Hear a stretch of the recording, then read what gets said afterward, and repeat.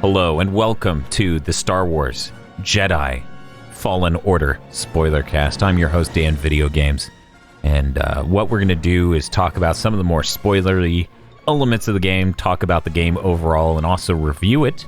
I have with me, as usual, the core cast of the GigaBoots podcast network. I've got Bob Video Games from GigaBoots. Hey, Dan. How's it going?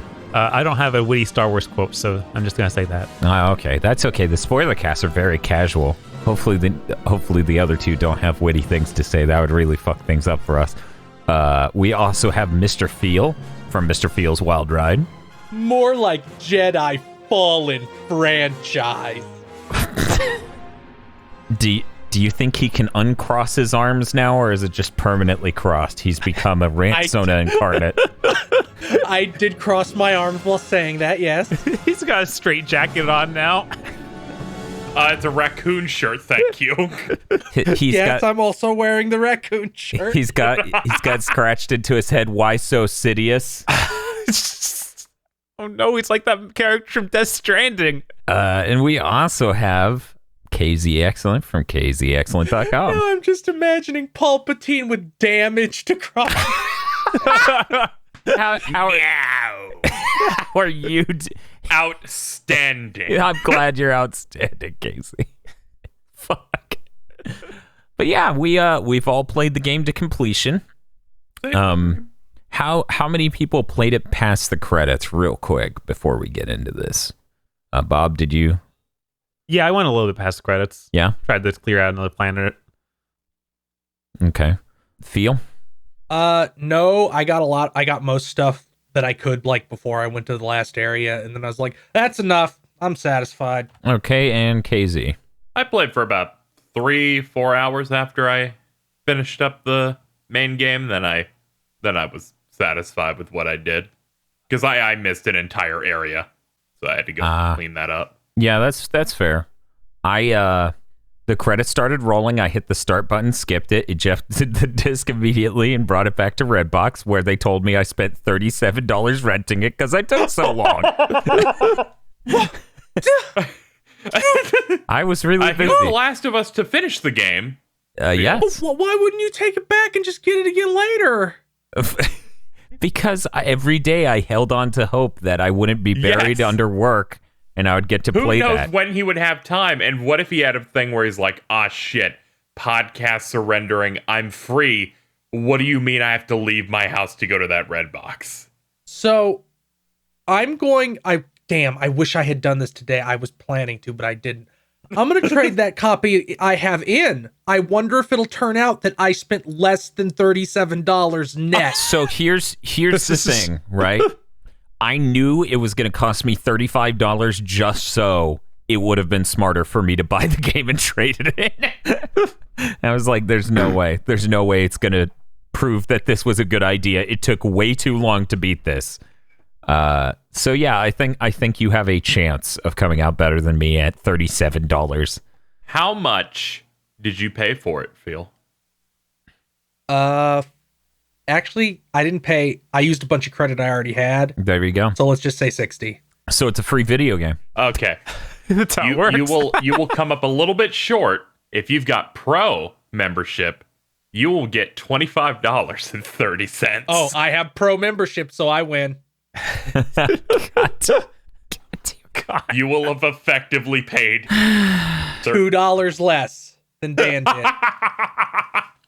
And I feel like you may have had a less glitchy experience than Dan Video Games. Yes, that's going to be a huge part of my experience. I need to hear how glitchy it got for Dan. Some parts got rough. You know, we should get into the normal format and then go into discussions such as my glitch-fueled nightmare that was my journey through this. But for those who haven't watched one of these before, we're going to declare our number scores at the beginning. Each of the four of us gets to give it a score out of 10. In Famitsu style, we add them together to get a final number. We're going to spend the bulk of this, negotiating and talking with each other to sort of feel out our numbers, and then we get to lock it in at the end and decide what the score is. So if you don't like our number at first, you should stick around see if maybe we have a change of heart. I say we, not meaning me. I just mean the four of us, so don't think I'm telegraphing anything here. Anyway, let's go ahead and start with the person whose opinion I am most curious about because he's a black box of an individual, Bob Video Games. Bob, tell me about Jedi Fallen Order and your experience, and then tell me your score. Jedi Fallen Order is a kind of glitchy game. It's definitely got its problems. I still enjoyed a lot of the things it was doing. It's like got this adventure game style to it where you're mixing platforming, lightsaber fighting, stuff like that. I'm gonna give it a 7. Like, I really enjoyed a lot of it, but at the same time, it has a lot of problems. Like, there are inexcusable problems a lot of the time, but I mostly got through them and was like, I really like this because of all the neat Star Wars things it's doing. Okay. Would you say, just doing broad strokes description real quick, would you say the problems are from multiple elements, or is it like mechanical or story? What sort of problems are you alluding to, or is it mainly the way it runs? Okay. Like all the problems it has performance wise, and how easily it is to just completely break it. Okay. Which I know you got a lot more of that than I did, but I still... judging by Twitter's reaction, I got more than any human being, including their own QA department, got. Your disk didn't work. That may have been the Xbox fault. I don't know, but a clean reboot solved that problem. We're gonna go ahead and move on to Mr. Field. Mr. Field, tell us your thoughts and a number score. I like a lot of what this game does. I think it definitely has problems. I kind of wish they had actually gone a little bit more in the Uncharted direction of making it more set piecey, because I think my favorite part of the game overall was that last set piece. Yeah. Okay. Mm-hmm. A set piece that I enjoyed so much. I came in here ready to... before that, I was going to give this a 6. And that last set piece is so good, it pushes it just high enough to make me give it a 7. Okay. It's almost too good. Oh no, is it Gears of War 2? Yes. It's pretty close to The Gears of War 2 of Star Wars games. But I also had a lot of bugs and performance issues, so that sullied it. But okay, I mean, I would call this a good Star Wars game, which, as you're learning this month, is kind of rare. Yes, we're knee deep in Star Wars month, so we're playing a lot of these games, and I have to agree with your statement. A Star Wars game being truly great is pretty rare. Yeah, I'm honestly like, this is one of my favorite Star Wars games. I give it a 7. Oh my god. We'll go ahead and go to KZ next. KZ, tell me your thoughts and give it a number score. I really like this game. I think the combat is a lot of fun. I like that it's taking the Souls-esque combat, but also combining it with other things like the platforming and the force powers and the actual cool set piece stuff. I think all of that's handled pretty decently. That being said, there are a lot of glitches in this game. None of them hurt my enjoyment. In fact, some of them were hilarious and only set me back a couple of minutes, but they shouldn't be there. These shouldn't exist. And some choices that they did, like there's no real new game plus or anything, which I kind of wanted to engage with. Yeah. After finishing, to at least like maybe try the hardest difficulty or see if there's something like that, because that's something these Soul style games have. And the fact that the game's final awesome area and sequence is you can't play it again. They straight up remove it, so you can only experience that once per playthrough. Yeah. Was pretty disappointing. I feel like with updates they could tighten some stuff up, maybe add a new game plus mode, maybe, I don't know. But as it stands now, it's going to be a 7 for me. Okay. And I guess I'll just get my feelings and number score out here. So I don't play Souls-like games. Things that are in this that are like Dark Souls, people have to explain to me are like Dark Souls. Because even though I gave... It was a very funny conversation where you're like, the enemy is like, it's doing things like this, and I'm like, I don't get what the problem. Oh, you don't play the. I'm sorry, you're saying that there are problems with these enemies, but that's just how Dark Souls works, man. But yeah, just small things like that, small oddities that seem bizarre when taken by themselves, such as you're going through a Empire base and it's like, hey, do you want to meditate? Good, all those people came back to life. Just weird things like that apparently are more like normal in a Souls-like, and other things. Yeah. So I'm just coming at this from the angle of like, you know, it's mostly an action game with some platform puzzle solving. The experience is really rough. Moving through the environment feels bad. Enemy movement is just juddery all over the place, doesn't look fluid, and enemies will just move in ways that are completely unnatural, where you can tell it's not like the momentum of an enemy carries it across a room. It doesn't move, so then it just appears in a completely different spot. It's just so incredibly rough in so many different ways. I think the action gameplay is some of the worst I've played in a really long time, and I had a ton of glitches with this game.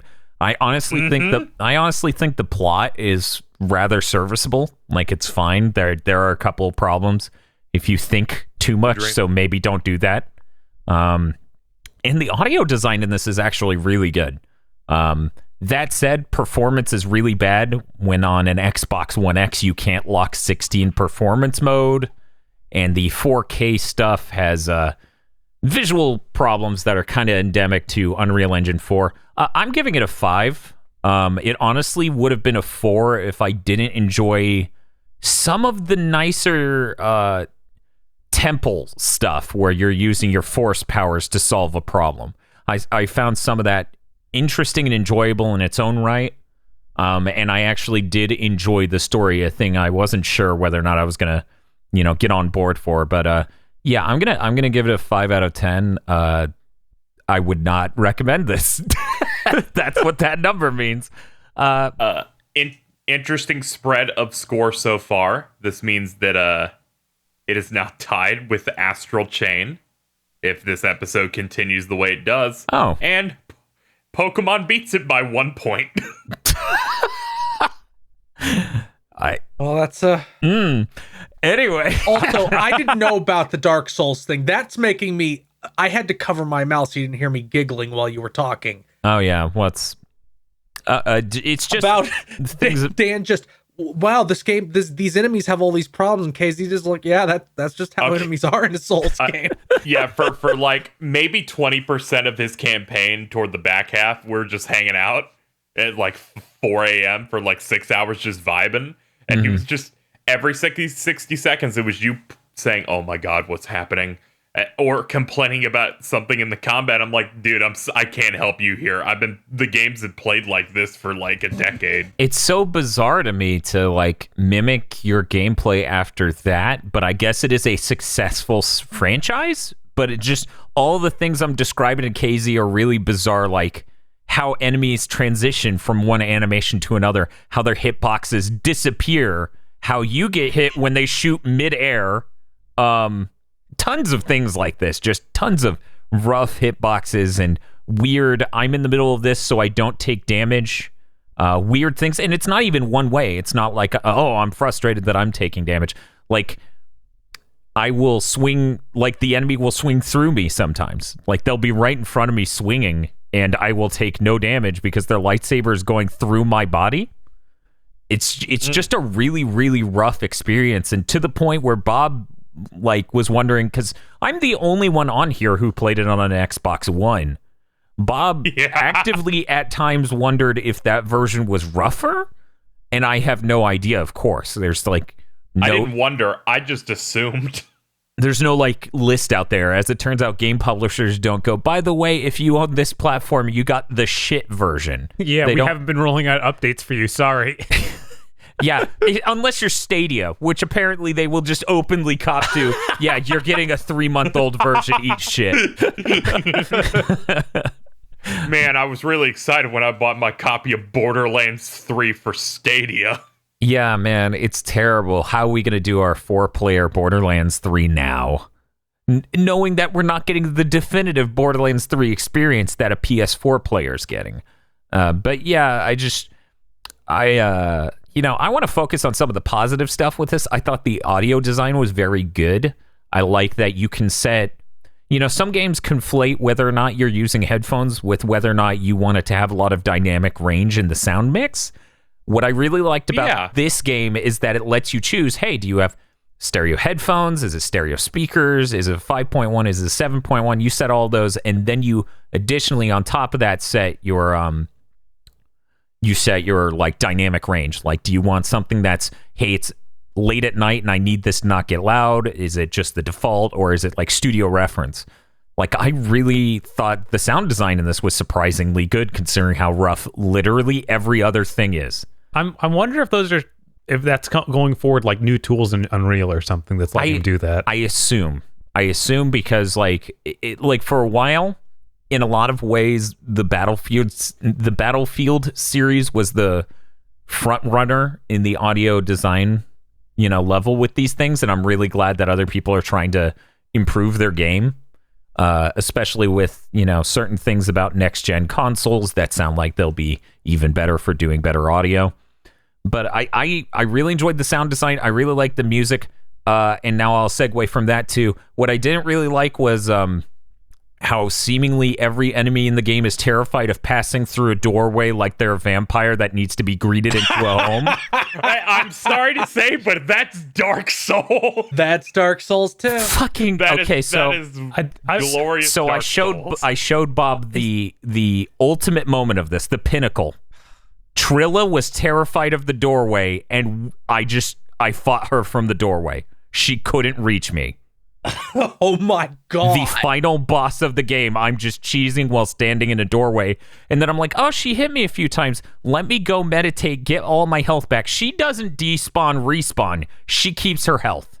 What? So me and Trilla had a battle across eons because I kept meditating. Is this some shit? Is this some shit where like they didn't really test what would happen if you died to the boss and then didn't get the cutscene? So what they assume is you're running up to Trilla and you're swinging at her with your lightsaber, but you can proc any boss in the game. You can draw aggro by attacking them with force push or pull. So I stood near the door and used force push on her, and then she ran at me angrily, so I back out of the room, and then she can't leave the room. This is sub Dark Souls. It was a moment of delightful Souls. It was a moment of, I really hope she isn't the final boss, because this is kind of sad that this is supposed to be. Because like once again, I'm thinking about it like an action game, and everybody knows the fucking best action game this year is Devil May Cry 5. So I was visualizing if Virgil got stuck on a door. And you're just attacking Virgil from just barely outside of the room, and he's like, foolishness. I need more clearance. His shoulder pads are too big. Like he's just got an even bigger suit with like businesswoman power shoulders. But yeah, that's what I was just thinking about, that it was driving me nuts. At one point, me doing this made Trilla engage me in a QTE that clipped her into a wall, and then she flew away, and then her health bar disappeared. And while I was running around trying to figure out where she went or what happened, I got locked in the final room and it soft locked the game. Man, you had a rough time. So one could argue it's my fault for trying to take advantage of the game's incredibly rough elements. I mean, yeah, most of this game I played like carefully. I'm not poking these holes because I see them everywhere. This is insane because we made the joke last week where I was like, yeah, we start every GigaBoots video with Bob jumping 300 times in place to see if the game breaks. This one probably would, yes. Yeah. Meanwhile, Dan in this game's like, I know we're in a China shop, but I want to transform into a bull. No joke, the first time I fought Trilla, like for real, not escaping the salvage yard, I pulled her into the elevator with me and fought her there, because you ride down on that elevator. Did you have no normal fight with this bitch? She can fight. She can enter the elevator. She's that capable. So that's good. Outstanding. I'm glad she successfully entered the elevator and fought me. But when she engaged me with the end of battle QTE, she did try to choke me, and then I flew across the room as though I was being held up by her hand and perfectly centered in the area outside of the elevator so the QTE/cutscene could play. That was pretty funny. But this isn't how I engage with most of the game. It's just the game's so rough, I needed to poke the soft spots, I just had to. I had to see how it would break. Yeah, a little bit. Man, Trill's just like these fucking gingers. Every time.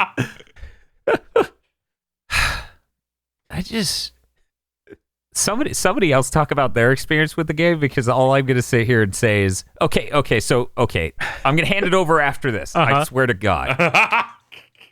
So you're on Kashyyyk, and there are those areas with poisonous water, and they have spinning turbines on them, and you can slow them down and jump on it, and then you need to cross. If you slow it down and then stand in the perfect center where you would barely move at all once it turns back on, you'll just fall over and it'll cut to black the moment it starts moving again. Yes, it doesn't like that. Fuck you. Don't be. We can't spin him that fast. Stop getting clever. Die. Just die. It was just such a rough moment. I was like, I didn't realize he had low blood pressure. Like, Look, the game becomes the Destiny 2 boss. He became Paul Blart. He's like, no, for it doesn't second. work. You're trying to trick me. Stop trying to get clever, motherfucker. I see you. It's so funny because like that cheesing that does almost nothing. Like, I know. You would lose almost no content, but they didn't want you to do it. They want you to go I like around. about that section? What's up? How there's no splash effect when you fall into the water. You just fall straight through. Yep. Like it's just a texture on nothing. You're made out of the exact fluid of the water, and you're so viscous that you could just re-enter the rest of the body of water without any turbulence. You mentioning water reminds me of the underwater sections where normally when you open up a chest of some sort, BD1 will jump and jumble up in the box. It does the same animation. It does, but BD1 doesn't leave your body, and then Cal will still say, he had to get in there, huh? And it's like, he didn't fucking move, dude. That's one of the more stunning, polished things where it's like, how did you not get there? Okay, I feel like the game shit early. I know how. Yeah. Electronic Arts. Yeah, absolutely. There was one moment, this was not a disappointing or frustrating glitch. I just had to laugh over how dumb it was. So eventually, the droid BD1 gets the ability to slice, to hack things. And some of these things they can hack are chests, right? I walk up to one and it has the command to slice it. I hit that and he goes, go for it, BD1. And then BD1 hacks it, and then it has the command to open the chest. And then I hit that and he goes, go for it, BD1, in a slightly different tone. And I'm like, wow. How do you accidentally? Yeah, no, I never had it play those two right next to each other. That's crazy. It was really funny because I was like, it's cool that they have multiple takes. That kind of immerses you if they're spaced out. But when they're next to each other, it's just fucking hilarious. But yeah, somebody else talk about their experience with this game. Well, if you're talking about glitches and stuff, I can throw a couple of mine. We can talk about positive things, maybe come back to glitches later. I know a lot of people with these spoiler casts, they're like, oh, they're showing negative. And I mean, that is true. I just this is the lowest score I've ever given a game. Obviously, I'm going to be negative on it, so I'd love to open up the table for people who gave it 2 whole points than me, 2 whole points more than me, to talk about the game. I liked a lot of the callbacks to original Star Wars trilogy. Like that really made me hype for this game. Like when you get your double jump, it's the double jump that freaking Luke Skywalker does on Yoda's planet, just when he's training. Yeah, like that is neat. Silly little flip. He's got the ponchos like Luke wears in episode 1 or episode 4. Yeah, I just liked all these neat little things that made it feel like it was a Star Wars like original trilogy game. It didn't have any of that stink of the prequels. Like even though they set it right next to the prequel stuff, it makes them feel like a person and makes you have more of a connection to those troopers and his master than I felt like I got in any of the prequel characters. Right. It's like as soon as the prequels ended, a switch flipped over to original trilogy and the entire tone and style of everything changed. Yes. I think there's even a line in the beginning that mentions that, like, man, they've built an entire fleet in 3 years, gesturing up to a Star Destroyer. Yes. Yeah. I liked the various prequel references that they had in there. Like, you have the big Trade Federation, like, battleship at the start that's being taken to the junkyard. And yeah, no, that whole Junker Planet thing was a really cool idea. I liked that. I also liked how well executed the Order 66 and the flashback stuff was, where I'm like, yeah, I like clone troopers. They look cool. They handled all this really well. Okay, by the Order 66 stuff, you mean literally when you see that carried out, not the Easter egg where you try to open a door 66 times, which I did, by the way. That's the Easter egg. Yeah, at the very start of the game. Yes. It's a good Easter egg. That's really good. But yeah, I meant like the part where you just literally see a clone trooper going, oh, what's this call? Oh, fuck. I was like, oh, shit. This game's gonna do that? They're like, hey, buddy, how's it going? You doing all right, Cal Lightsaber? Which is your name, according to the pause menu, according to Eric Video Games. Stop! His brother, bad. Cal Slow. Yes. I'm shocked that cutscene for Order 66 wasn't just him popping up going, do it. I think it's really funny that they're like, hey, Cal Lightsaber, how you doing today? And he's like, oh, I'm trying to be the best Jedi I can. And they're like, oh, well, you could do it, buddy. We believe in you. What's that? Kill them all? Okay. You got it, buddy. Yeah. It was very prequels. You're very right. There's like one element of the story that bothered me a little bit. Okay. Like this, when you go back to fight your master's ghost, when that happened, I'm like, obviously the answer isn't to fight him. He's just like symbolism. You gotta accept it. You can't fight it. But you have to take like 2 swings at him before you get the cutscene of your character going, oh no, I shouldn't fight it. See, the important thing is the power of lightsaber deterrence. You know, the threat of violence will be able to neutralize the conflict. Okay. Okay. I see we teleported into the Obi-Wan video with aggro. I haven't seen that one. Oh, man. Obi-Wan's a hell of a game. Oh, I heard that game's good. And Aggro has some thoughts. I hate it when he thinks. I need to play that. I'm really excited. Yeah. Now, to balance that out, I'll talk about something I did like. Sure. When the man reveals he's crazy by taking off his shirt. Oh yeah, he did do that. Where he's just like, oh, I am but a traveler. And then he just like shows up in leather pants with spikes and no shirt. Yeah, that was Look at my evil lightsabers. You already know they're going to be red before we fight. it's like when someone puts the freaky shit about them in their Twitter bio. It's like, thanks for warning me on the way in, buddy. It's like, this is normal here. So, Bob, what was something you liked from I also really enjoyed the lightsaber customization stuff. Like I found myself almost every workbench I changed something up. Like I felt like I was always getting new things to put on there. I almost feel like they intended at some point to have like RPG elements attached to these, just because there's so many. Yeah, there's there so are many, so yeah. And like many. you have stuff like material, and I'm like, surely there was. I thought there would be some sort of advantage to it. Right, like I really like this from an aesthetic angle to be able to do it, but it would have made sense if it had some sort of mechanical element to it. Although I'd probably be upset that I'm like, I want to have the Return of the Jedi lightsaber. Why do I get bad stat effects from it? That's true. That would happen 100%. Okay, but what if having like, what if it had sets like an MMO where if you actually do have that lightsaber, you get like some bonus effect and they name it something really kino? This lightsaber is based on the most popular lightsaber mod kit from the Jedi Academy MSN Game Zone. God. But yeah, I really enjoyed the plot overall. I think my major problem was Dathomir's lore. Like, I thought it was pretty weird how it ultimately delivers itself. Like, you're murdering brothers on the planet. You're murdering the undead what is it, Night Sisters? Yeah. The Night Sisters, yeah. Yeah. I thought it was weird that the Night Sisters were still undead Night Sisters after you beat that planet. Yeah. Well, Yeah. you can't undo that super spell. That's like ultra magic. Yeah, it's ultra magic.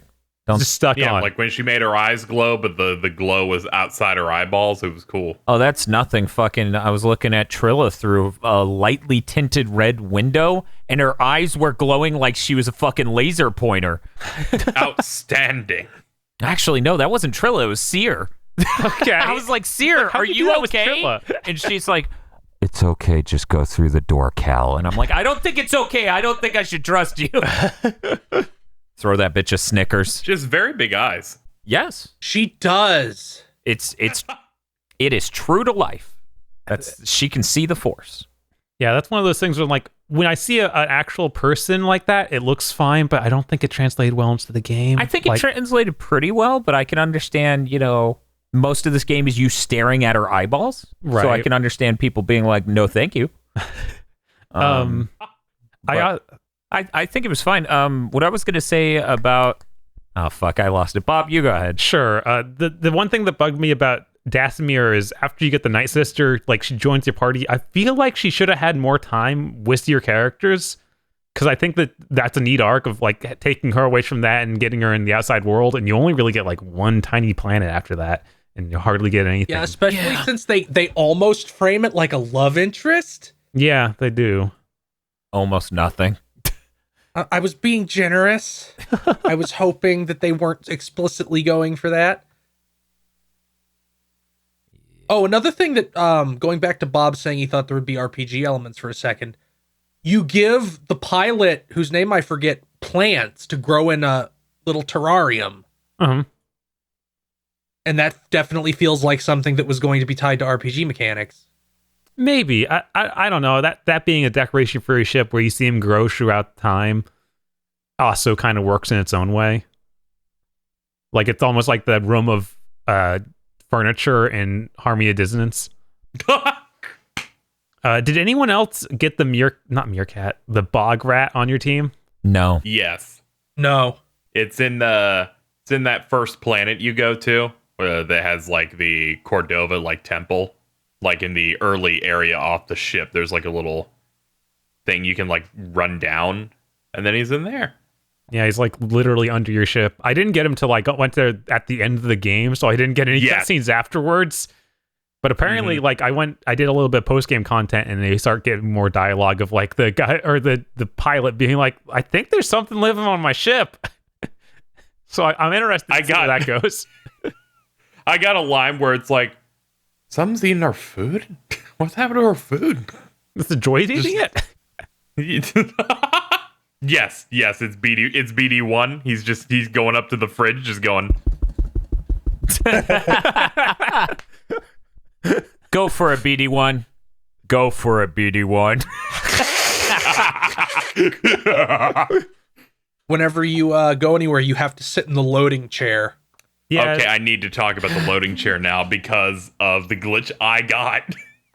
I finished playing the game for the day. I went into rest mode. This is right after fighting the first ATST encounter you get, where it's just randomly shooting at your ship. I load back up again the next day, and I immediately walk up to the world map. I select to go to a planet. I hit travel. It begins taking off. Half of the ship's model disappears, and I can just see the ground. Like half of it just unloads. We take off.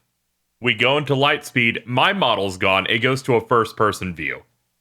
And we go into light speed. And they go to the ship. I can't move. No buttons do anything. And I slowly start taking fall damage every 15 seconds. 5 minutes later, I finally die. I respawn right next to the ATST. And I go, I'll just go back into the... What is that? I look at the sky. Replacing half of the skybox is the light speed visuals, like I'm still traveling through space ready to get to the next planet.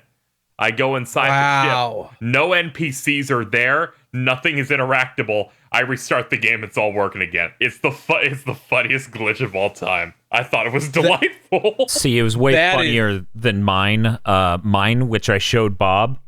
I did a fresh load of the game. Like, just booted it, loaded my file, immediately went up to see her and tried to talk to her. And the subtitle, "Not right now, Cal," pops up. Everything's silent. I run outside into the snow. Silence. I run back inside. I can't interact with anything. It pops up with the icon for me to talk to Grease. He says nothing. The subtitle is still there. "Not right now, Cal." That's what happens when people mute you on Twitter. I eventually run up to the table, and the game finally lets me engage with the planet navigator. I select to go to a different planet. Pure silence. The ship is taking off. Nothing's making any sound. I pause the game, and when I go to unpause the game, my character jumps vertically in space like he was colliding with the ship, and it starts making sound again. This game maybe needed a few more months to a year. Just a few I don't more want this months game would've getting been. patched. I just want everyone to be able to experience this, especially you Xbox owners. You say that, but okay, so you know that area right after you get your new crystal and make a new lightsaber? Yeah. It's real cool. It's a real power moment. And then you fight like 18 stormtroopers and like 9 droids. Yeah, it was very cool. That fucking room where it's all the fucking Rogue One robots. That door right after them would not open. Ooh. Oh yeah, I was there for that. You were literally going, Casey, it won't open. And then I'm like, restart. Do something, man. I go to the thing. I meditate. I come back. I fight through them all again. It still won't open. I go and meditate. You did that fight like 3 or 4 times. I close the game completely, reboot it, fight through them again, and it finally opens. All because BD1 like blue screen of death on my back and would not move an inch. And also, like, it's a bunch of combat design stuffs with me, where like if you're locked onto an enemy, your jumps are completely different from how they are when you aren't locked on. Which would be fine, except your double jump is really unresponsive when doing a side jump, and the height of your side jump is different from doing a normal jump without being locked on. So when Trilla, being a well-designed boss in a well-designed action game, shoots out shockwaves, because that's how you do it. Spyro knows best. You need to do a double jump over, and you better hope you're not pushing to the left and anticipating hitting the jump again at a point of your leisure, because it's only going to work within a specific time frame of that animation. Forward and backwards, it's a lot more flexible. It seems to work a lot better even when you're locked on, but left and right, fuck you. Anyway, somebody else talk about something. Phil? Yeah, Phil, tell us your thoughts. I enjoyed how, despite being a very Dark Souls-esque game with very, "no, you motherfucker, you do it our way" take to it, you can still push and pull every single enemy off a cliff. Yeah. You notice how every purge trooper, they just position them near holes. Yeah. Except for one. There is one in the ice section of that second planet who is not near a hole, and he is the strongest of them all. I think don't they have those purge troopers that are sparring in that weird room where if you go up to the window, he's like, it's like a dojo like the Jedi have, but it's evil. And I'm like, wow, okay, dude. But you go in and you fight them, and those two, there's not a hole in that room until you defeat them. There's a button you can press to make a hole in there when you first come in. I'm gonna go. I'm just kidding. It's really cool. And then you have the lava to throw them in. I was like, oh, me fighting two of them, that's a pretty cool fight. I defeat them, and then the room just fills with fucking cronies, and I'm like, oh, look, a hole. Just shove you all in there. This leads into a one of my biggest complaints about the combat is because the solution to so many enemies is a hole, and because every single additional lightsaber technique you can get uses force, I didn't use any of those fucking things a single time. Yeah, I think the only one that does it is the delay attack one, where you just hit it once and then hit the attack button again, and he does the stab. Yeah, the alternate combo doesn't take force, but like the heavy hit, like the dash hit, the flip hit, even using the double lightsabers takes force. Yeah, it's a weird choice. I found some of them still useful, like the dash hit can instant kill the bugs and like smaller enemies. Yeah. I would think that there were some decent design. They needed to do it for like the double lightsaber hit. For the if they just made that double lightsaber attack not use force, it would make everything at that point way easier, because that rips through stamina. For even bosses, it takes like a third, maybe more. Yeah, it does a serious hit to stamina. It's almost like there should be a separate thing besides force and health. What? Like there should be some sort of stamina meter that's not just for blocking. What? If You that- mean, Yeah, maybe you should combine that concept with the blocking stamina meter. Yeah, instead of Maybe there's another game series where that kind of thing happens that you could also take a lot of other mechanics from for good or bad. they wouldn't do that though. So one of the You afraid for us to reveal something that changes your perception of something? No, not at all. Not at all. Not at all. That would require me to engage with another Dark Souls-esque game firsthand, and I'm not exactly willing to do that. Baby. This is automatically one of the top tier Souls-esque games, because there's difficulty levels to Yeah, it. you know what? I'm interested in everybody's take on that. Bob, how would you rate this in comparison to most Dark Souls? Because of a lot of the other things it does, the non-Dark Souls stuff like platforming and things, I actually enjoyed a lot more than most Dark Souls. I think the only Dark Souls game I like more than this is probably Bloodborne. Would you say that Sekiro deviates enough from Dark Souls to not be in this running? Not No. really. Okay, so you're saying you like this more than Sekiro? Yeah. Okay.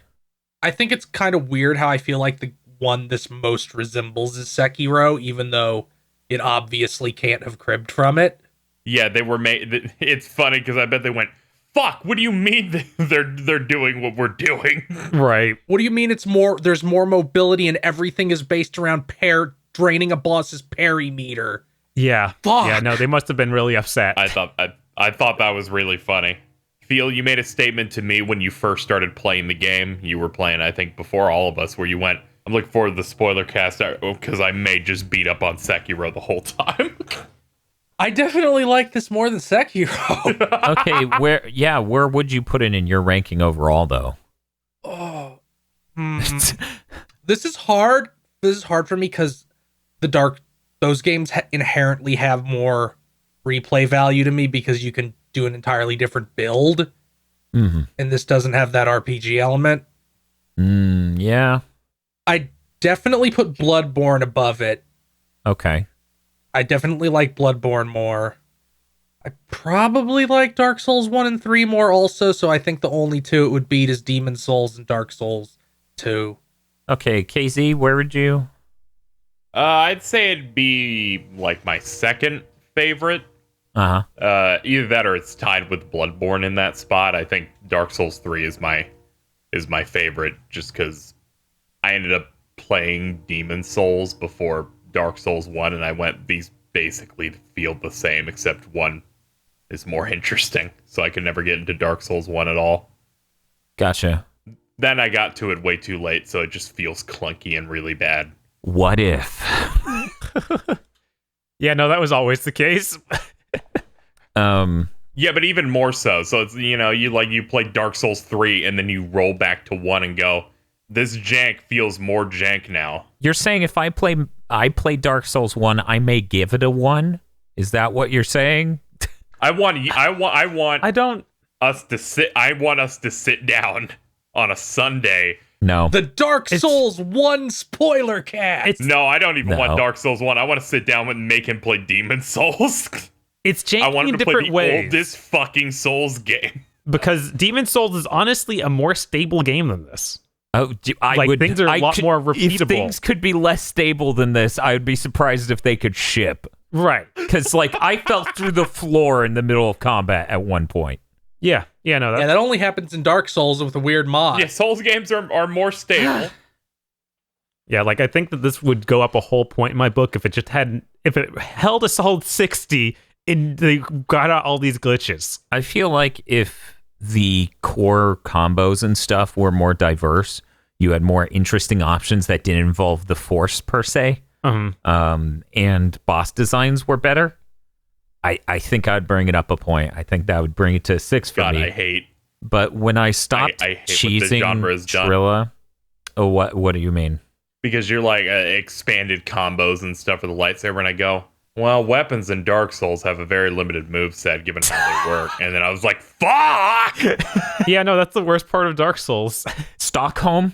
Yes. But yeah, no, That delay combo for the lightsaber is more than you get in most Souls games. that's fucked. Yes. What Yeah, are it you is. supposed You to have- enjoy about these fucking games that's so insane to me? And that's what's really funny. You have more combat options than Sekiro does, because Sekiro also has only one main weapon. If you're talking about the main weapon, you got the sword, and then you got super moves you can execute if you pay a resource that does not regain automatically unless you go back to a shrine in that one, which makes it really bad. Also, their startup's too long. But what I was Whirlwind going to is pretty say good. is when I was fighting Trilla and I stopped doing my door shenanigans that were funny but obviously causing problems when she despawned, and I started fighting her You're trying legitimately, to trick me. I beat her on my first try, when I stopped fucking around with her. And the combo to the winning tactics were so lame.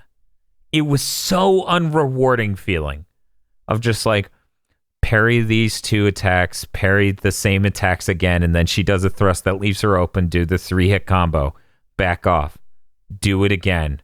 Now she summoned a droid that explodes right next to her head. Parry its shot twice, it will hurt her. She threw a grenade, use force push. I audibly said, fuck you. It's so nuts. It was the lamest final boss of an action game. I didn't even see the droid. I audibly just yelled, fuck you, when she summons a probe droid in the middle of the arena. She's like, come on, let's get them, Red Barrel. And I'm like, and at first I'm like, okay, hold on, let me get my force back up. I'm going to deal with this. And she immediately goes, all right, I'm now just going to boomerang my lightsaber until you deal with this. And I'm like, you fucking bitch. Yeah. If this had happened to me, it'd have gotten a 6. But You're like, winning. I punched my way through through a part of the fight, so I don't hate it. Yeah, I didn't get it because here was my. Somehow I got her in the corner, and here was mine. What's the problem, Tria? I just keep shoving her. Come on, like I'm a middle school bully. What's the issue? And then just every You are time she pretty mean. stumbles, I start hitting her, and that's how that problem was dealt with. I was having some problems with the final couple of bosses in this, namely the man who takes off his shirt, and then later Trilla, of just getting that stamina down because I just wasn't getting enough parries in, and I was just getting rocked. I'm like, what is the key here? I'm starting to feel like, parts in Sekiro where I kind of struggled to get it down and went, oh, force push takes 20% off. Okay. And your stims at that point in the game, if you upgrade it right, restore your force power to 100%. So I pushed her, and I kept doing that to break down her stamina, started hitting her. I just started popping stims like candy to just force, just aggressively fuck her shit up. This ginger is chugging monster while flossing and force shoving her. Yeah, I think I had 8 stims by the end of the game, because of course you have to You have to find them out in the wild in those special yellow containers, because that's also a Souls-esque thing of finding additional healing items. Okay, so yeah, I was going to say, how many did you have in the final battle? How many stims did you have at max capacity in the final battle, KZ? It was like 7 or 8. Okay, feel? 6. Okay, Bob, you told me you also had 6? Yes. So I had 3. You found the very first upgrade, never another one. Basically, which I which found is fine. 3 right at the end of the game. Yeah, Bob was saying he found 3 of them right at the end of the game. Let me tell you how the end of the game went. I'm like, oh, I could run past shit. So I just did that for That's also a Dark Souls thing. the very end of I told him, Dathomir. like, you are learning how to play the Dark Souls stuff, and you said, no, this is the worst. Yeah, no, I Get genuinely ready for think 7 games of that. no, this is that I genuinely am befuddled that people like this. This feels awful. I cannot believe that all Dark Souls feels this bad. One thing I really appreciate that's not like Dark Souls, Okay. the checkpoints are right next to the boss almost always. I like that I go, there's no way Dark Souls is this bad. And Bob goes, one way that Dark Souls is worse. And I'm like, stop. Okay, I try But to yes. think about some of one of the worst parts of Souls games are grave runs, where it's like, I want to fight this boss. And it's like, all right, I died.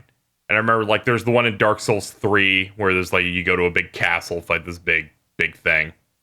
You have to open the big door. You have to run across it. It takes 25 fucking seconds, Dan, to get to this boss. Yeah. And there's multiple enemies that shoot projectiles that seek. It's so terrible. This, I feel like there's only one grave run in it, and I think it's against the Shirtless. It's the shirtless dude. Yeah. You're very rarely going to get hit by it, but the main thing that's different with this game from other Souls games is how you get your experience this back. is better. This is much better from Software. where a Steal this character- immediately. Where a character turns gold because they killed you, and if you hit them, you get your stuff back. It fully heals you and restores your force. In those games, they had like Bloodborne, where I think it was like you have to kill the minor enemy, or it's on the ground, you have to pick it up. And it doesn't heal you.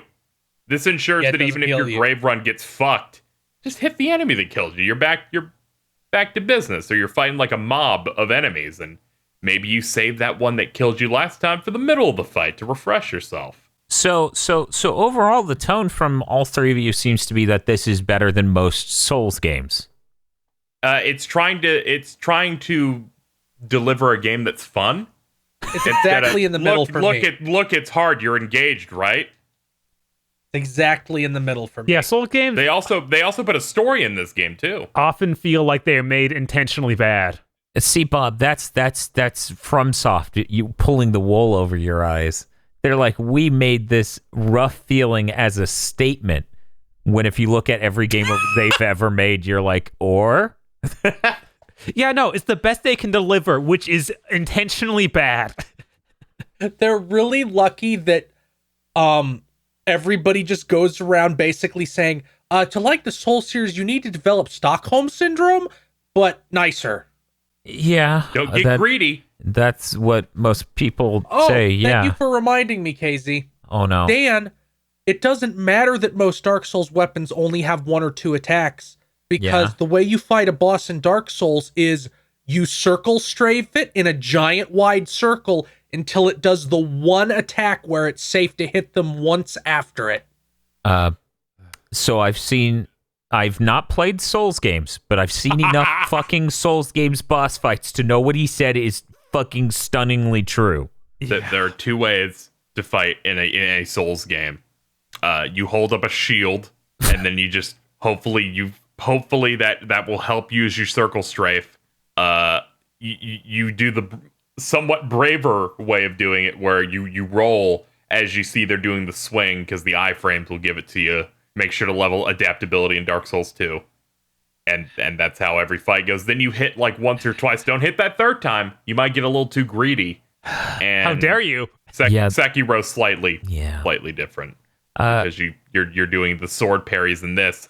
Imagine the parrying in this, only 10 times more unforgiving and not fun. So, Bob, No, just imagine it didn't exist. You Bob, can parry monsters in this. You can't parry monsters in Souls games most of the time. I'm gonna need Capcom to actually deliver the game deep down. I'm gonna need that. Okay. I mean, if you're like, I need somebody to blow From's asshole out, that's just Neo. I mean, I did like Neo more than I liked Bloodborne from what I played of both. But yeah, I don't know. I hate this. We're beating the shit out of Souls games, and I'm like, man, I should play Souls games some point. Yeah, so am I. Right now, I'm thinking, Oh maybe man, I the should go. Stockholm Syndrome's hitting hard, Dan. I might download Dark Souls 3 tonight. I might go back into Bloodborne. You idiots. Why are you going to play that? Now, if you'll excuse me, I have to go master my speedrun on Mighty Number 9.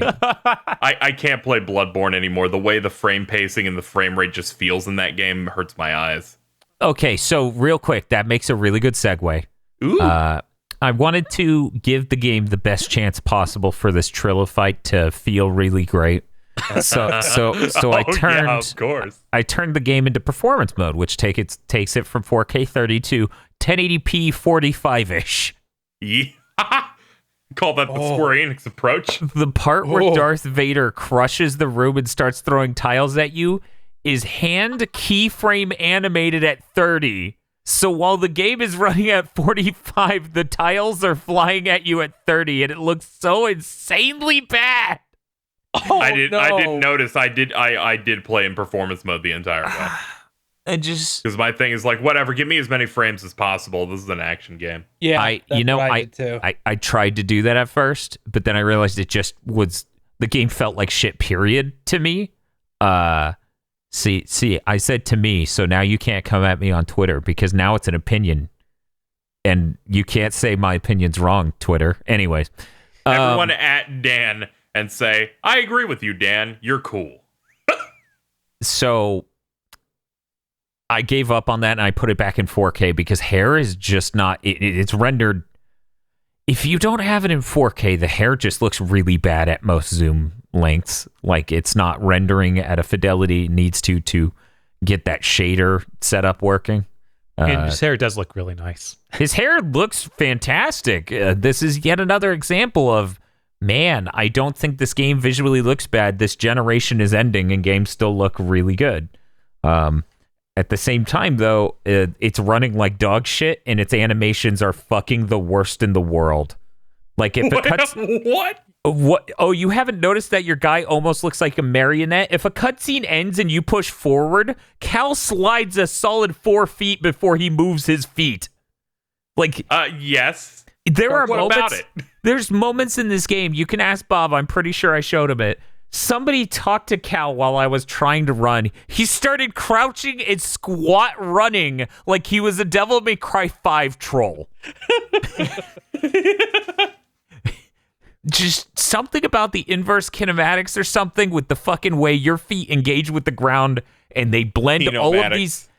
All these animations blend together, just look completely fucking wrong in a way I've never seen before. Like before I even played this game, every time I looked over at Bob playing it, I'm like, that just looks fucking wrong. Is everything okay? And you're like, this is how it looks. I don't understand. Why do you say this looks bad? And I'm like, what in the world? How is no one seeing that these animations are a joke? Yeah, no, they're goofy. Yeah, I didn't notice it either. We need to do this more often where you're just you're like, I'm talking to aliens. This is how it kind of feels like that, just because I'm like, why the fuck would it ever do this? And you guys Who are like, these mutoids? That's what they all do, Dan. It's like if fast food places were selling a disgusting thing I never heard about until today, and everyone's like, the what? mushroom Swiss? What, you don't love Squish Splosh? Squish Splosh is great. I love when it screams when you bite into it. That's what I crave in food. It's got to be good. One of them won Game of the Year this year. I know, right? I'm just imagining Dan gesturing and Cal is doing like Scooby-Doo shit with his legs where there's like 800 of them just scratching at the ground. And he's like, you all don't fucking see a problem with that? And everybody else just shrugging. Everyone turns to look towards me. And when they look at me, their eyeballs are just pointed outward like a fucking dog. Like, no, it looks fine, bro. When you glitched Trilla through a wall, you're like, glad she's in there and we're out here. No, I wasn't, because I was locked in that room. Outstanding. It was something. So what I'm hearing a lot of is that the game design wise, this is very similar to Souls. Yeah, it's Souls if someone had restraint and wanted you to enjoy it. I'm hearing from most of the people on this panel, or at least half of the people on this panel, that it's, better than some Souls games, maybe not as good as others. I'm hearing 3 7s, and I'm giving it a 5. I feel like... This is my first 7 on this show. Oh, really? Yeah, I'm going to have to declare moratorium on myself giving 7s because I've given too many lately. True. You were at 3 7s. Man, he wins. Jackpot. Ding, ding, ding. I would rather play Astral Chain, which my numbers reflect. I gave that a higher score than this. Yeah, that's correct. There was any joy in Astral Chain. The joy in this was the brief point in a temple where they did a cool puzzle, and then I did the puzzle. I feel like the back half of the game was even less enjoyable than the front half, really, because I like some of the level design of the earlier areas where you're trying to take cover as you approach an enemy in a big open area, and then it follows that up with some traversal stuff.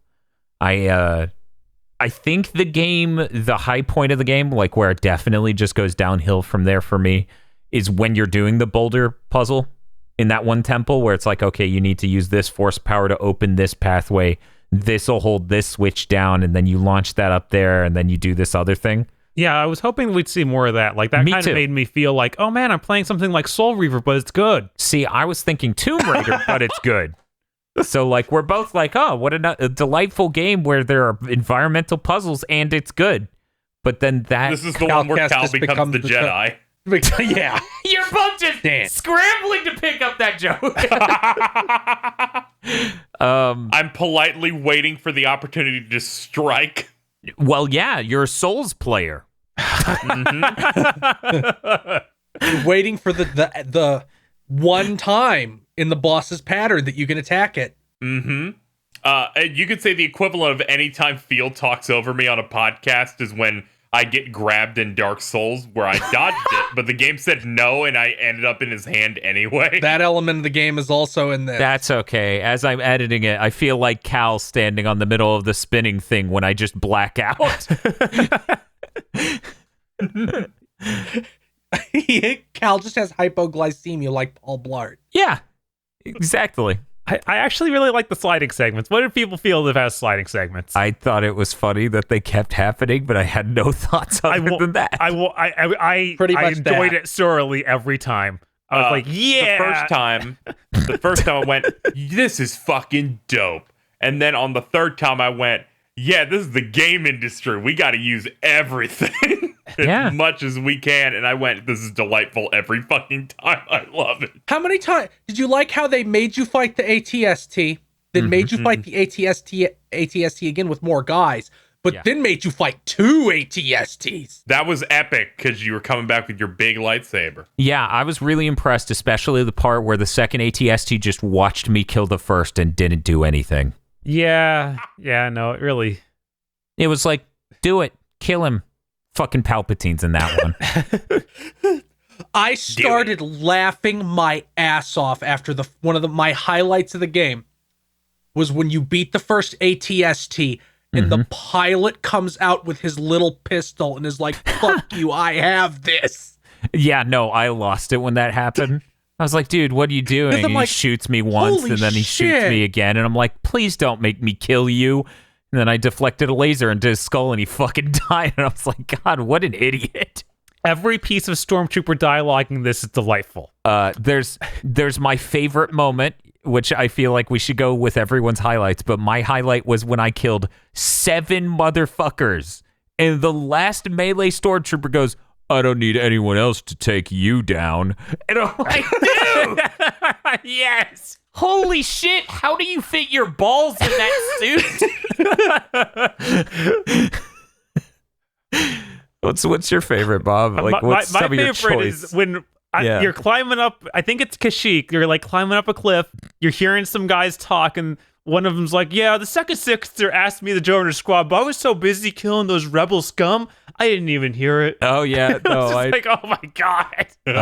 there's the part where you swim into the last area, and if you don't attack or do anything, one of the guys is talking to the other stormtroopers, and they don't say anything for an awkward amount of time. So he just walks up, and then the other guy goes, "Hey, what's up?" And then he goes, "What? You weren't listening?" And he goes, "Sorry, we turn our microphones down out here so that way the sound of water doesn't drive us insane." And he's like, "Oh, okay, that makes sense." And I'm like, "Oh, it's like a little in-universe reason why they didn't hear the door right next to them go gashunk as I swam in." There was a lot of writing like that was really funny and enjoyable. I feel like I expected one of those moments to just make me groan. Like I expected them to write some piece of dialogue for a stormtrooper where he's just like, I got a family and kids. But the closest thing to that was, I don't want to fucking die, and then you kill him. Yeah, like it kind of reminds me of, oh man, the Batman's here, but it's like better than those ever were. It's the fun version of that. Yes. Instead of it just being like in the service of being cool, it's more like it's funny. Like it comes across almost like an improv thing where a bunch of people standing around in stormtroopers suits just had to come up with the funniest shit a stormtrooper could say before you killed them. Yes, it is. It does have that feel, and it's good. I enjoy it because of that.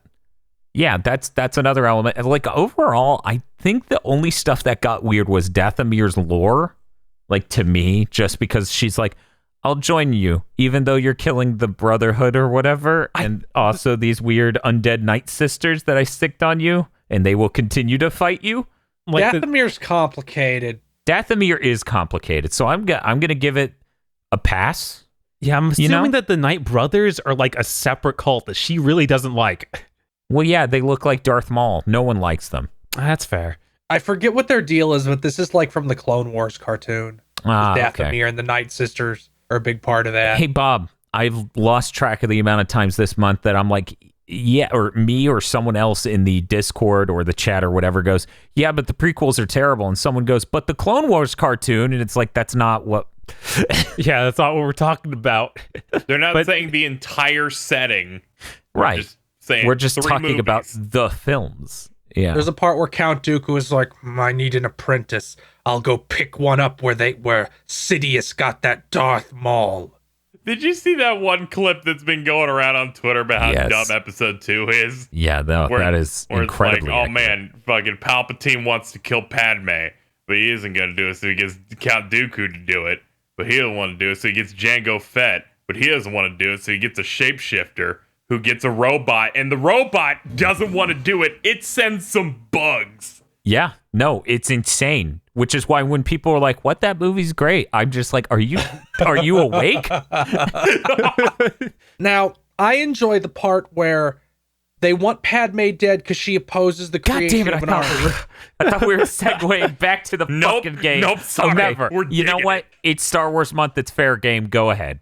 So she goes into hiding because someone's trying to kill her, presumably for being anti-war. And then Palpatine, like, looks at Jar Jar and then looks at someone else and says, I'm sure if Senator Amidala was here, she'd go against every single thing she's ever said and argue in favor of giving me an army. And then Jar Jar, being the smoothest brain in the galaxy, goes, okay. Because he's so smooth brain. You're making some good points here. I mean, Jar Jar is dumb. There's also the part where they won't vote to create an army, but they will vote to give the Chancellor the power to make an army, which everybody recognizes as will result in the creation of an army. Yes. Politics makes sense. Okay. That's what George Lucas wrote down. Yes. These were the notes on the sides of the script. You mean the napkins? Yes, the napkins. Phil, what are some highlights from your experience with the game? I mean, the entire ending sequence is fantastic, and it made me want it to be more set piecey. Yeah. Because everything from when Vader shows up is fucking gold. They executed on that perfectly, where I went, I don't know, leading up to it, where I'm going. You're making your character pretty strong and having to fight off like Inquisitors and stuff. And I'm like, depending on where they go with this, are they eventually going to have a sequel where you fight Darth Vader? Then he shows up, and how effortlessly he owns you. The way he owns Seer is the funniest shit. I cackled real hard. It made me turn into a raisin. I kind of wish she had just been dead. Yeah, me too, because she was thrown into fucking lava. I do. That would have been incredible. But Darth Vader shows up. I go, oh shit, I hope I don't have to fight fucking Darth Vader. That'd be lame as shit. And then, he doesn't have a health bar. And then, we just have to run. Then, fuck, he destroyed that blast door. That was the moment where I went, oh fuck, where he just gestures up and this solid foot thick metal thing just crumples. When you run into that elevator and you're like, all right, and then it pans the camera and he's right there, and I'm like, oh fuck, he's just a slasher villain. Yeah. Also, the fact that you get like one hit against him before they go into the scripted thing if you can't fight, which I watched someone else play this. They took longer than 4 seconds to decide they wanted to hit him, so he automatically just pulled them toward him. Oh yeah, no, I ran. I was like, I can't kill Darth Vader. Are you shitting me? I'm running. So I started heading towards the door, and I'm like, right, shit, the door closed because I fought Seer for real this time. And then fucking Darth Vader grabbed my fucking throat, dragged me across the room. It was awful. I had a thought of like, is this going to be a Tarantino thing? Do I have to kill Darth Vader? Just the alternate history of Star Wars. No, that's going back to the Force Unleashed. Yeah, What I sort of expected for a second, because fucking Cal Kestis isn't hanging around in the original trilogy. He's obviously You mean Cal gonna die before Lightsaber? those happen. Stop it. Yeah. I thought, is it gonna just switch me over to Darth Vader and I have to kill the protagonist now? Oh my god, that would have been terrible. Jesus Christ. That'd have been fantastic. Jesus Christ, outstanding. See, this is why when people are like, oh man, I can't believe everyone on the podcast thinks blank. One, they're almost never right. And two, shit like this is where we differ on them very heavily. I mean, I would have been okay with him killing Cal Kestis. I would not have been okay if the game made me kill Cal Kestis. That's a different step. That would have been insane. I would have loved to. Use the Force to dip Cal into lava. we just fucking shifted into the Yoko Taro dimension. Yes. Why don't we watch a light novel about it? When Darth Vader throws you during that sequence where you attempt to fight him, you try to force something toward him, and he's like, fuck this shit, I know how this works. He throws you. If you attempt to fight him after that, like you attempt to go back and not run, instantly fucking crushes you. Of course. Just instantly kills you. Of course, that's what you get. He's like, no, you're not coming back over here. Listen here, dipshit. It's great because like every time you encounter him, there's like 3 different like if you want to talk about subverting my expectations. I don't, but thank you. There's like 3 both the very first one and when you meet him in like the tunnel. There's like 2 or 3 moments where it's like, okay, here's where in a normal story he'd get smacked and you'd run away, and he stuffs every single one. Even when Beatty jumps on him and starts shocking him. That was the best shit, because I keep thinking about that fucking, what was it, the Red Letter Media video where they talk about Darth Vader's suit. They just read a bunch of factoids about Darth Vader's suit, and all I was thinking is, yeah, BD1 knows, shock him. It's his weakness. I just like it because BD1 jumps on him just going, it's like, what is this? And he's like, away no. from me. But like, obviously he can't beat Darth Vader, but you thought, well, maybe he'll like scratch him or something to show that he's cool. No, you get nothing. He's going to turn your lightsaber on and force push it into you. Yeah, no, that was fucking wicked. That entire really sequence. Cool. I'm like, they could kill all the main characters here, and I would accept it because, it would make sense. Mm-hmm. The only reason I thought they were going to live is because I knew they had to destroy the holocron. Like That, if that had that happened. completely left my mind, so I was just thinking about how Cal just thought eats how it. dire shit was the whole time. Yeah, no, I was I thinking really- that I Cal mean- would manage to destroy the holocron and then die. Yeah, Like, that's what I was thinking expected. too. Yeah. Because Disney has seems to be like every fucking Jedi died before the original trilogy. All of them. Except for Uncle Ben. Except for Ben and Yoda. So they've been pretty good about no, that character's just dead. Or they go into exile or stuff, because there's the Clone Wars character. Oh, Mr. Field made a mistake. See, a lot of people get confused about this. Yoda is just a puppet being manipulated by the Force ghost of the real Yoda, which is a CGI creature. You see, Yoda dies before the original trilogy. That's just a Muppet it possessed. That's why it looks so different. I'm glad they went back to the puppet. Yeah, no shit. I like puppets. Like baby puppets. I'm glad Baby Yoda. Baby is also Yoda's a the puppet. best, all right? Baby, I am no longer power I want. I'm Angie. Angie, I am. But yeah. Overall, I like the story of this game. There's confusion I mentioned multiple times about Dathomir, but aside from that, there aren't really any.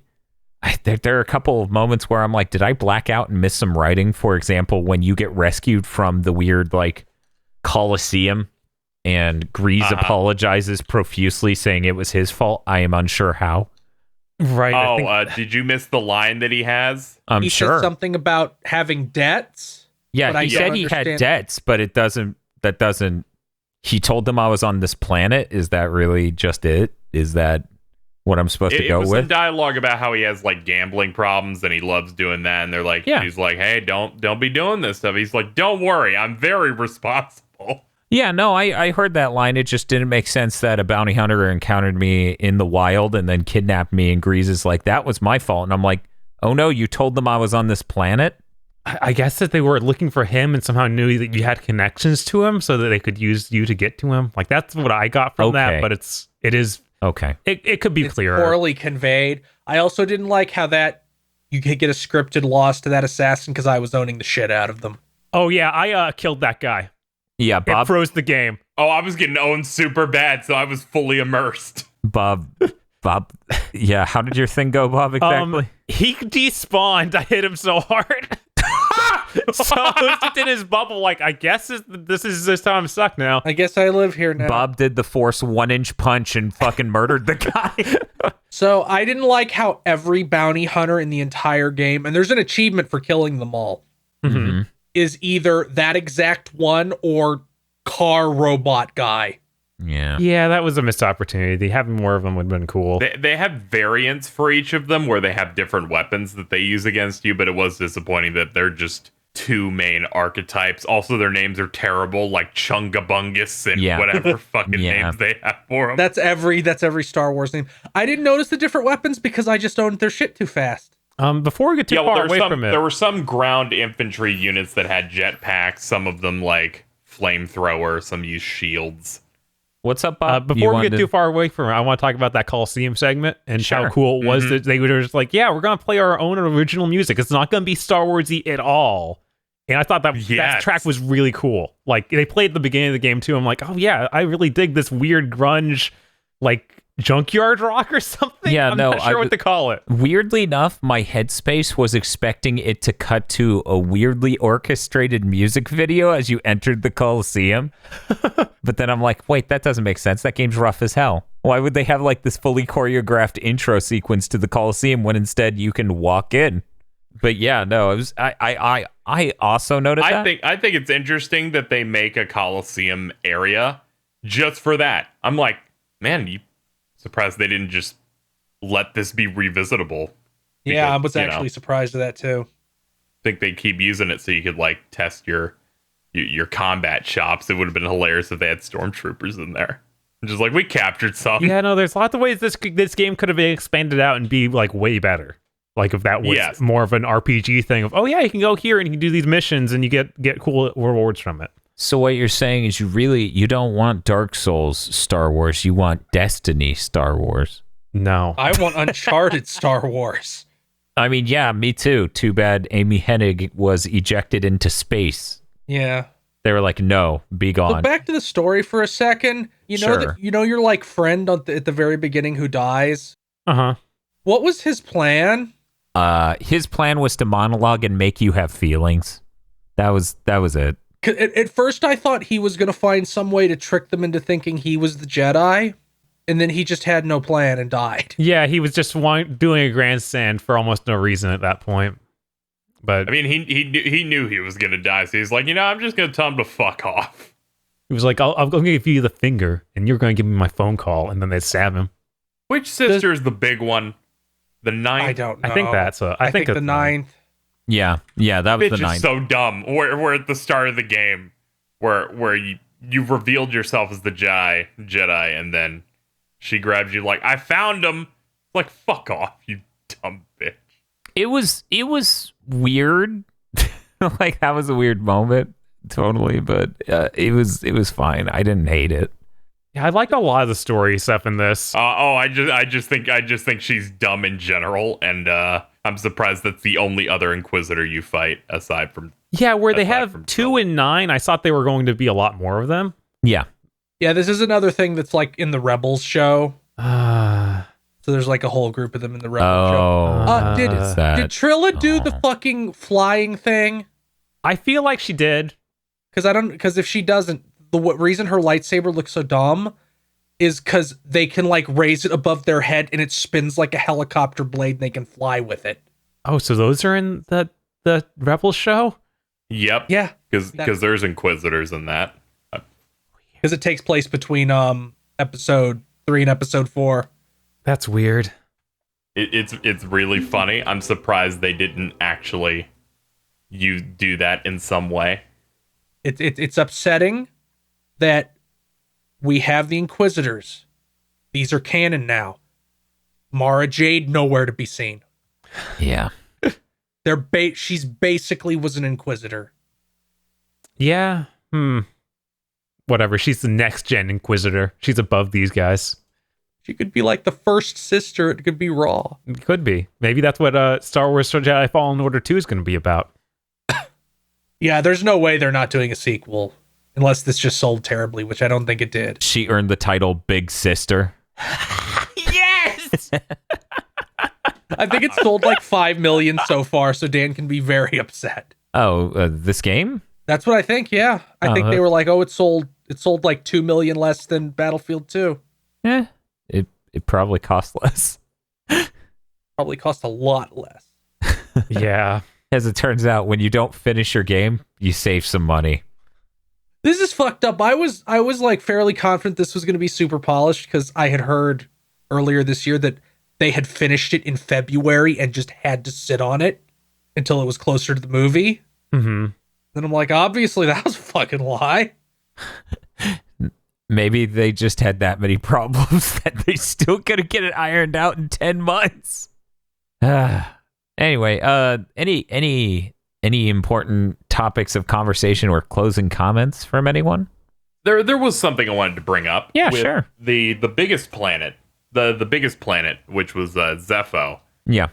Despite there being shortcuts in that, I had at least 2 moments in the game where I went, "Oh God, how the fuck do I leave?" Oh my God. Yeah. It reminded me of Indivisible, only worse. I would have at least liked the ability to instantly go back to the ship. I never really got stuck in the middle of them. Like I feel like the map is actually really clear for a 3D game. I was surprised like how well I could tell like where I needed to go. Yeah. But I didn't go. It would take a little bit of time. I didn't really have an issue figuring out how to get back. More of just like, this planet is so big, it will take me 6 or 7 minutes to get back to this ship. Right, that's true. about what it worked out to for me. There are some really bad load times in there too. Like you get in the elevator and just take forever. Or Kashyyyk, where it's just like, we don't give a fuck. Have your loading logo in the corner. Yeah, just freeze it and put the loading logo up. That is something we didn't even mention once, how many times the game just completely freezes so that way it can load. Ever considered this way to hide your load times? Fuck it. See, the theme of our streaming system is having its pants around its ankles. It subverted your expectations that we'd have a good loading system. Load screen? How about no screen? How about visit frame? But yeah, one thing I want to talk about is I did go back and try and do like 100% at a map after completing the game. Okay. It does not do a good job. Like I thought that it would, because throughout the game you're seeing like, oh, it has that little icon meaning you can't do that thing yet, or you've not explored that area, but you can. Right. Like they show little wavy lines on the map and stuff. And like, I thought that would be, once I filled that out, I'd get 100%. But I filled that out on Planet. I'm not at 100%. And it doesn't have any indicator for where I would look for chests. So I'm like sitting here at 98 or so percent completion on the map. Yeah, and I can't find 5 chests. I'm like, that's a lot to be missing. Yeah. So I really wish it had better things around that, because that's something I legitimately wanted to go back and do. And I don't feel like I'm going to do it because the map system just doesn't accommodate it well. Yeah. Another thing that would benefit from polish. Yeah. Because I feel like this map system is like 90% there. That's totally fair. I can understand why that would be frustrating if you wanted to continue to play the game. I also can't imagine me wanting to touch it past the credits, which is something I don't really have for games. Like I played, what was it, Death Stranding for our Spoilercast? I played 67 hours or something. Right. Man, you played so much more of Astral Chain after the credits than this. Oh, yeah. I played 17 hours or more after the credits in Astral Chain.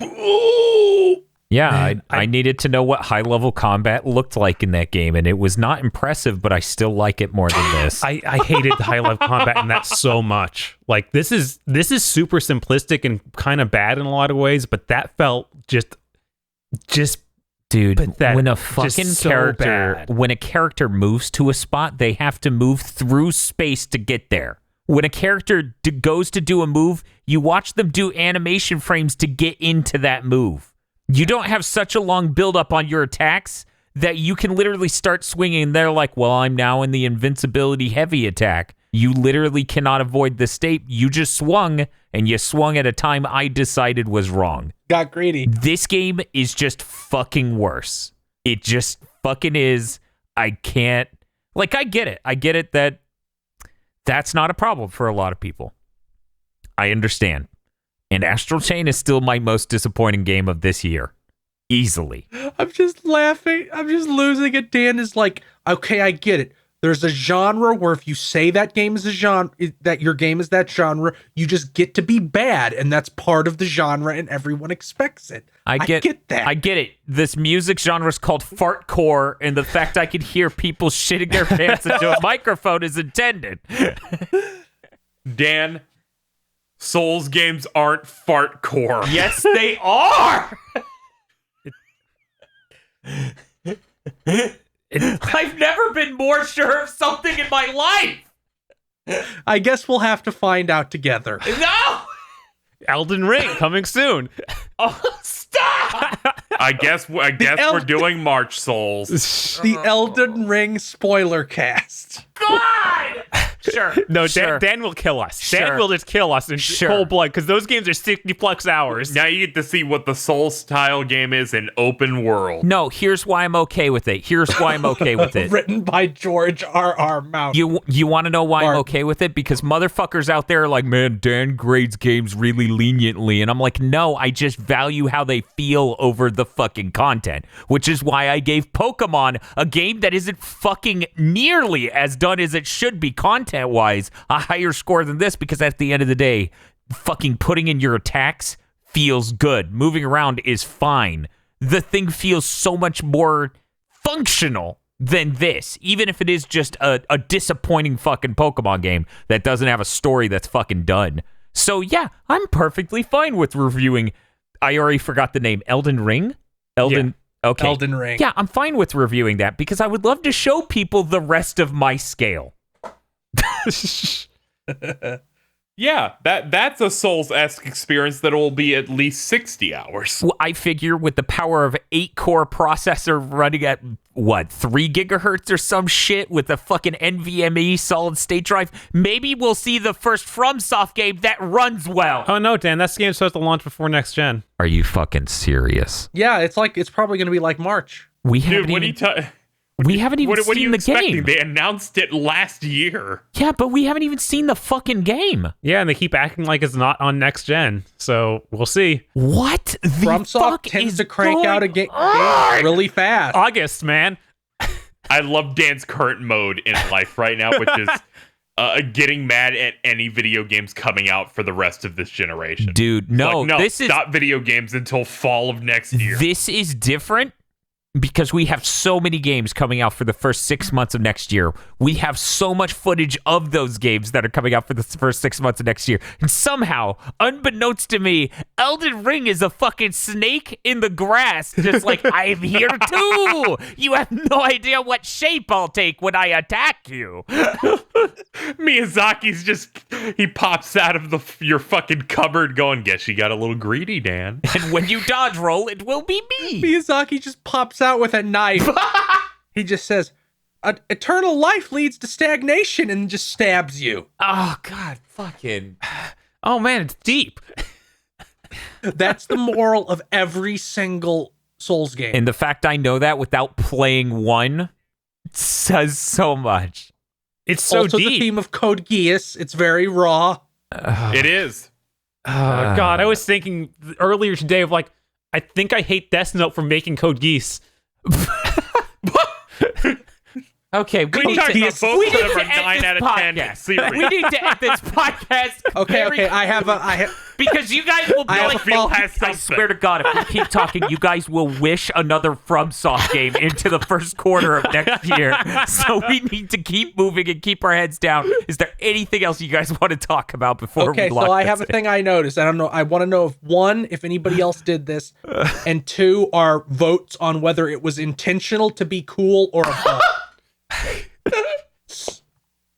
So you know how you get into the vault on the first planet? Yeah. Uh-huh. You can go around the back of that thing, and there's another hole, and you can go through it, and you just come out the front.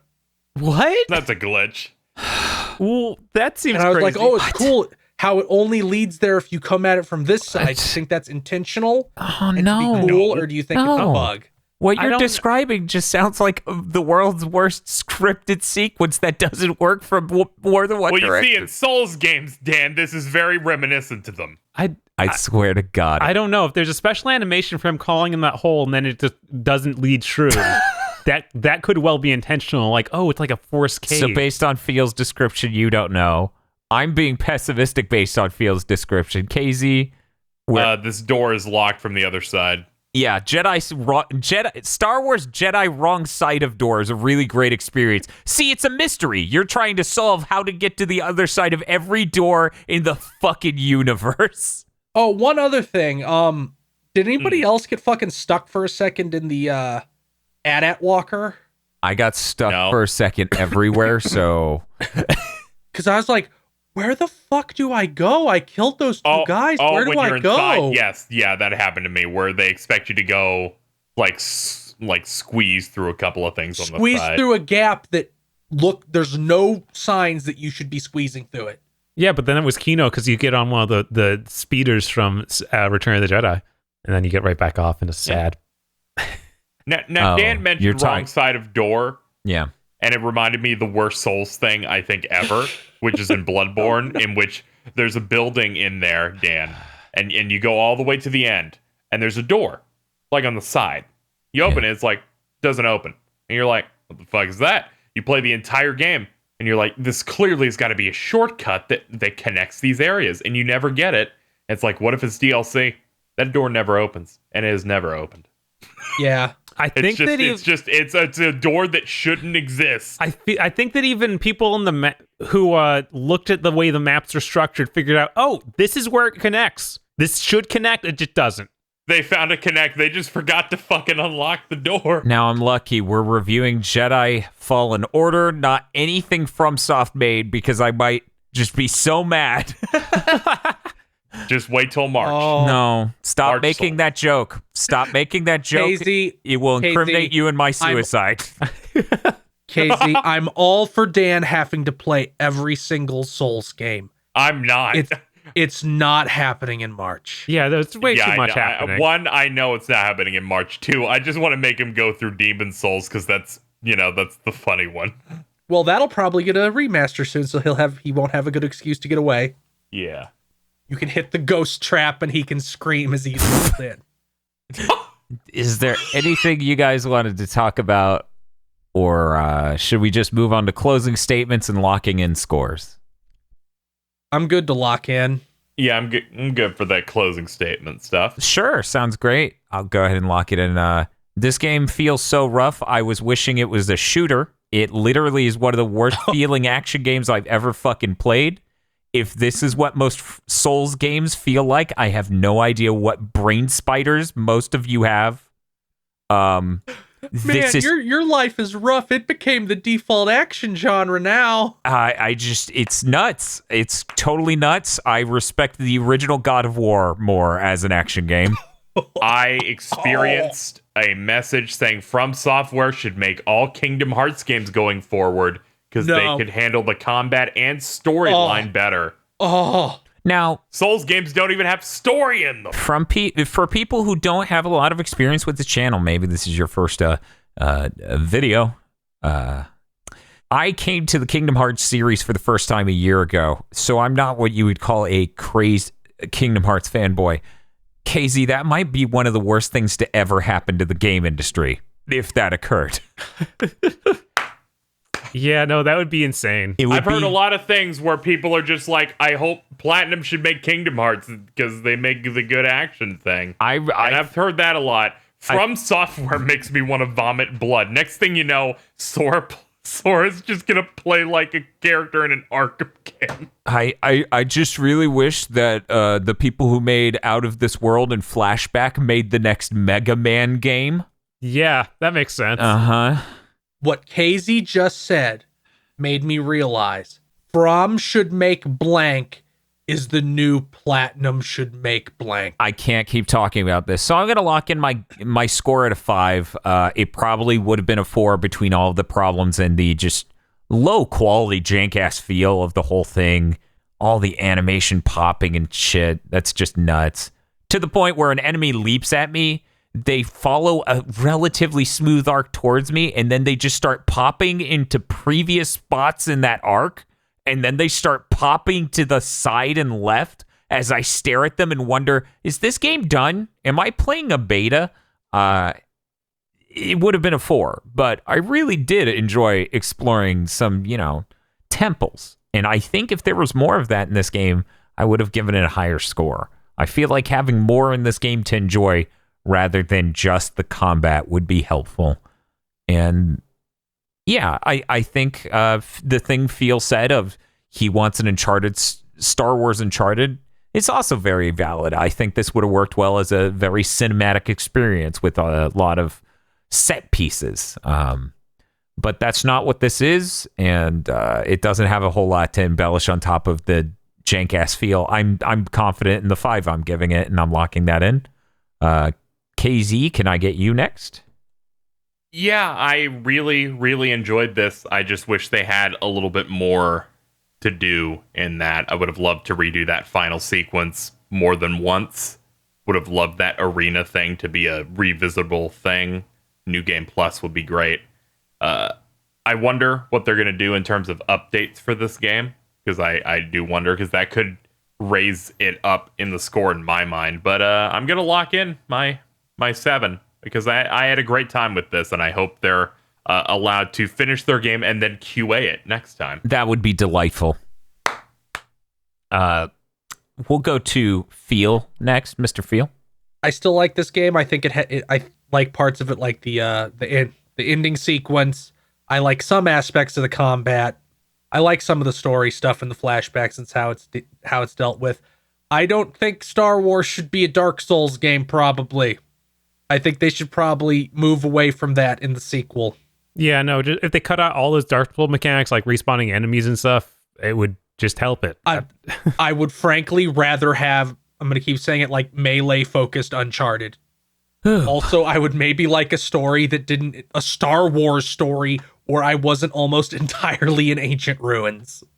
At least like a couple cool sequences like the ending. But yeah, I'm locking it in at 7. Okay. And Bob? Yeah, I'm also going to stick with 7. I still really enjoyed my time with the game. It made me remember things I liked about Star Wars. Made me feel like a Star Wars fan again for a little bit. Like there's just a lot of neat stuff, and I wish 100% feel that. I wish that it had better combat. I wish it was more stable, and if it had more puzzles, that'd be great. Mm-hmm. It was weird and disappointing to see it kind of stop doing that. And you didn't even become the Tomb Raider, so I don't fucking understand. When are we going to do that? He might be more of a Tomb Raider than the Tomb Raider at this point, Dan. God, that's... And she had 3 Lara times. Croft never killed no ancient tomb robot. Right? There wasn't enough Cal Kestis getting gored. That still happened. See, yeah, that only happened to him at the very end. If he was the Tomb Raider, it would have happened in the opening. Yeah, it would have happened in the first 4 minutes. It would have been every fail state. Oh, God. I'm glad we didn't get that. Yeah. Okay, Dan, as we close, I just want to put it in your head. Jedi Fallen Order Stadia. So it looks hideous. It drops frames from the streaming. It drops frames from the game. It's not 4K. It has more latency. Yeah, that I sounds think we miserable. know what platform Dan has to play Elden Ring on. Oh, that is not. 1, that game doesn't even exist. 2, it isn't going to ship on Stadia. If it does exist, it won't be for next gen. Shut up. Anyway, so you're locking it in, Bob? Yeah, I'm gonna stick with 7. Okay. There are some things I really liked. Like I was talking about, the music choices were really interesting. I agree. That was something I forgot to mention. They very sparingly use normal Star Wars music in this. Like, it's almost all entirely new stuff. Mm-hmm. And they'll use the old music for certain important moments, like when Cal gets knighted as a Jedi Knight, or the Order 66 thing. Or when he gets outcasted as a Jedi outcast.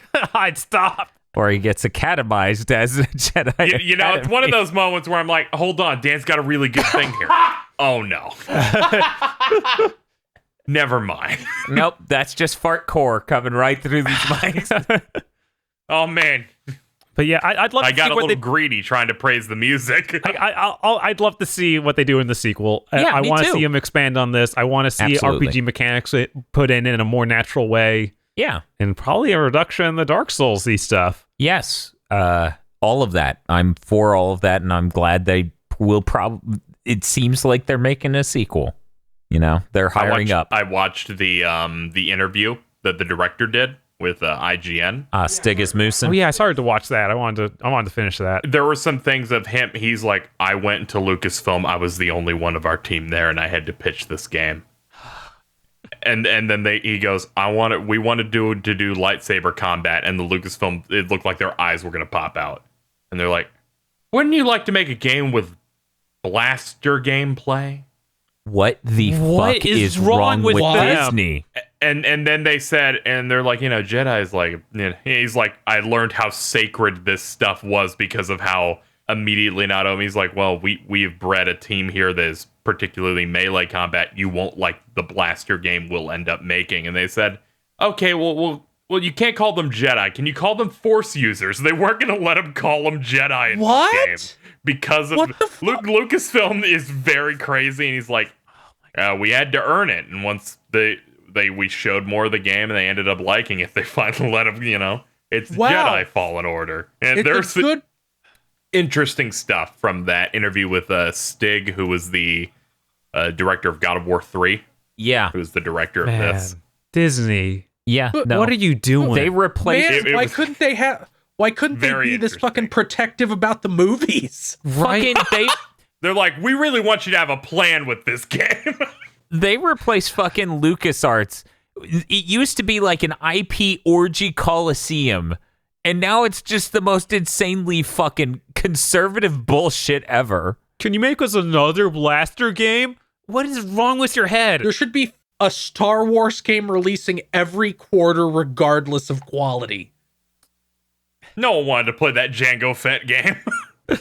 I did before I saw their footage. I was like, oh, I'll try that someday. Oh. No one wanted to play 1313, right, guys? No one was upset when Amy Hennig got cucked. That didn't happen. Reminder: Amy Hennig got owned. The Visceral got shut down. Their game was repurposed to a studio in Canada.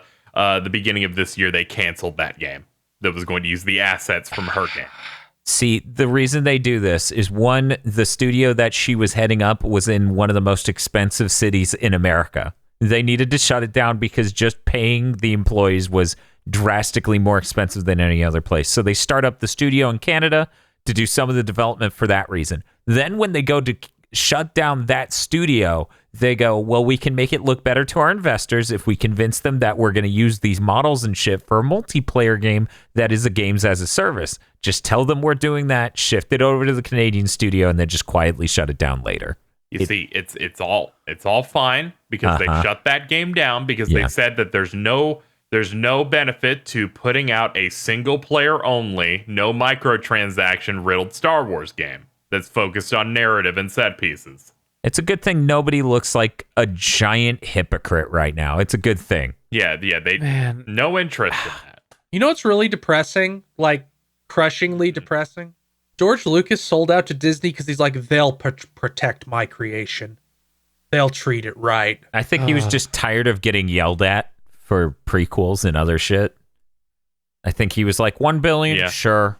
I'm okay with effectively putting up a filter on the internet for $1 billion. And also, I think he assumed he would take the separation from Star Wars better. Because, you know, he does those interviews up front where he's just like, I'm really happy they're getting it, blah, blah, blah, blah, blah. And then a few years in, he's like, this is the worst divorce I've ever been through. It's like, oh, man. I think one point he said, I sold my children to slavers. God. But anyway, let's get those scores again. Bob, you're locked in at 7. Yes. I'm locked in at 5. Feel, you're locked in at 7. Yep. And KZ? 7. Brings us up to a 26. That's a number. By Famitsu's scale, that means the game doesn't boot. But they really like Kojima. But don't worry. For us, this is tied for 4th place of the 9 games we played this year for Spoilercast. Mm-hmm. It is just as good as Astral Chain. Wait, what the fuck is lower than this? What's lower than this? Days Gone. Only Days Gone, right? Days Gone. Yeah, would we be got lower Days Gone, and yeah. Yeah, it's just Days Gone. Yeah. Oh, we got a lot of tying. And then, yeah. I mean, this and Astral Chain have identical scores. Yeah. So, no. It's... 2 people gave this a 6, and 2 people gave Astral Chain a 6. You see, it's all fine. I just like the Pokemon beat it by 1 point. That's hilarious. It's okay. Pokemon also got a 5. That's true, it did. The GigaBoots videos for this holiday season have been brought to you by our generous executive producers, Vincent Pover, Nicholas Cameron, E. Lee Broyles, Star Falcon, Spaceman Spiff, Danny Richardson, Dryzart, Red Blaze 27, and Dandy Cageford. Thank you very much to our incredibly important executive producers. And also these guys. If you want to join the fight for good content, then go support us on patreon.com/gigaboots to become an executive producer today.